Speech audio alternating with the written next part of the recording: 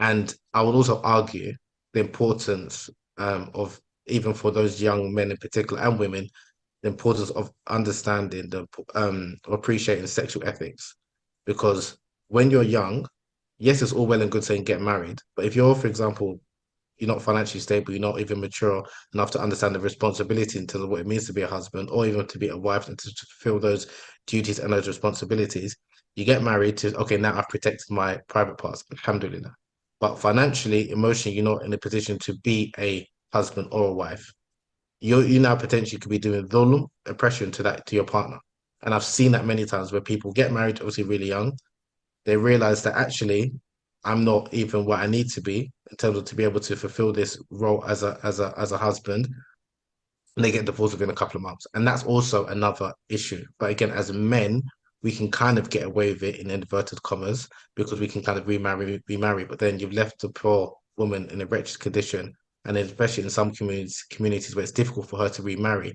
And then I'm seeing another problem where women are just kind of being, excuse the language, being passed around from man to man. So they get married to one man for a couple of months and another man. So this is where again, even understanding that, and when Allah subhanahu wa ta'ala, for example, speaks about polygyny, and everyone likes, so especially some men like to use the verse that, we can marry up to four wives.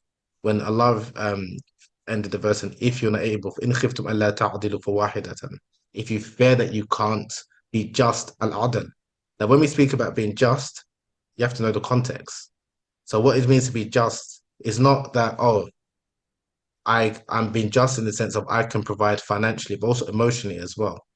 And knowing that this woman that you're marrying or potential woman that you're going to marry is a believer, hopefully, I'm talking about Muslims.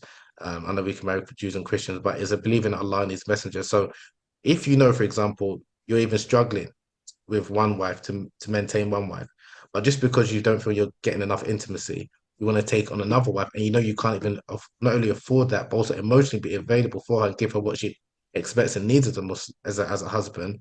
It's haram for you to marry that woman. But in terms of, but again, you would know that yourself. So even when Allah said, in a khiftu, speaking to the men, if you know if you fear, not if you like, if you're 100%, if you fear you can't be just, then just stay with one woman. A lot of men, we kind of ignore that part. But that's Allah speaking to our hearts. And that's something that when you look at the legal tradition, like the fiqh books, it's very difficult. They do talk about it that again, if it's a man that can't afford, like there's different categories. If a man cannot afford, like, and generally they will talk about the financial aspect, cannot financially afford to provide for a second wife, it's haram for him to take on another wife. But there's also the component I would argue in terms of the like emotional intimacy and to be able to be just, and especially if you're come from a society or a world where polygamy is not the norm. So if it's the norm or the woman knows kind of what she's going to be expecting, that's fine. But where you've got, and I've seen this and a lot where brothers will, and these are from religious practicing brothers. This is what I'm saying. This is where again, why I'm saying the importance of understanding or appreciating ethics, because they look at some verses or some rulings from a selfish perspective that say, "Oh, I'm entitled, I'm allowed to have multiple wives. So I marry one woman, and then yeah, I want another one because I'm not getting satisfied enough, and then I'll take another wife, but I won't tell my first wife." And then if I were to ask a sheikh, is my second marriage like valid? Technically, halal is halal. Like it fulfills the conditions of marriage in the sense you've got the two witnesses, you've got the offer, you've got the acceptance, like you've got the proposal, you've got the acceptance, and you've got the mahar. So it fulfills the condition from a legal perspective, but we know ethically, morally, Islamically, that's wrong. And this is again another problem that I've seen myself firsthand. That again, without speaking too much about my personal life, I used to mess around a lot. But then when I wanted to study Islam and I was going into certain of these institutions, both in the UK and abroad, I was seeing people doing the same thing, but doing it under the guise of Islam. And for me, that's worse. It's like if you're going to have a girlfriend, have a girlfriend. If you're going to commit zina, commit zina. Again, that's between you and Allah. I'm not saying you should do it. But if you're going to try and like justify it in the name of Islam and make it out like Allah permits this, you're wallahi, what you're doing. And I've seen that a lot.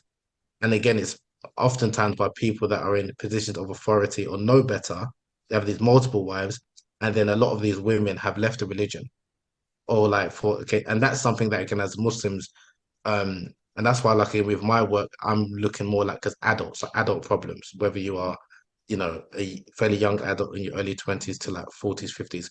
rather than just concentrating on like young men and women, because I think there's a number of people that concentrate on like the young unmarried Muslim men and women. Like there's, but in terms of the real issues that's happening to people that are divorced, people in secret marriages, people that are in sexually dissatisfied marriages from both the male and female perspective.